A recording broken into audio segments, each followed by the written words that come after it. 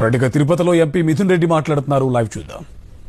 తీసుకొచ్చి పేదోళ్ళు వాళ్ళు కష్టపడి వాళ్ళ జీవితాంతం సంపాదించే చిన్న చిన్న ఇల్లులు, చిన్న సింగిల్ బెడ్రూమ్ ఇల్లు, చిన్న ఇల్లులు కూడా అవన్నీ కూడా జేసీబీలతో కూల్చేయడము, వాళ్ళ ఆస్తులన్నీ కూడా ధ్వంసం చేయడము, ఎక్కడో ఫ్యాక్షన్ నియోజకవర్గాల్లో చేసినట్లు చెట్లు, మామిడి చెట్లన్నీ కూడా వందలాది మామిడి చెట్లు కాపుకొచ్చిన మామిడి చెట్లన్నీ కూడా నరికేయడము, ఈరోజు పుంగనూరు నియోజకవర్గంలో కానీ కోడూరు నియోజకవర్గంలో కానీ ఇవన్నీ కూడా ఒక మంచి సంస్కృతి కాదని చెప్పి కూడా నేను తెలియజేస్తా ఉన్నాను.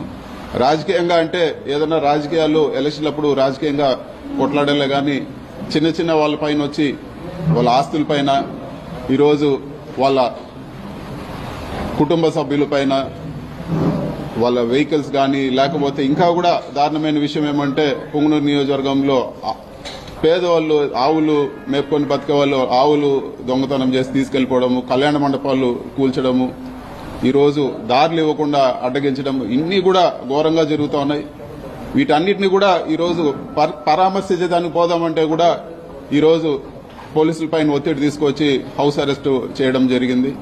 ఒక ఎంపీగా నా నియోజకవర్గంలో తిరగడానికి కూడా ఈరోజు నా నియోజకవర్గ ప్రజల్ని కలవడానికి కూడా ఈరోజు రెస్ట్రిక్షన్స్ పెట్టి తిరగనీయకుండా, ఇది వరకు షెడ్యూల్ పెట్టుకుంటే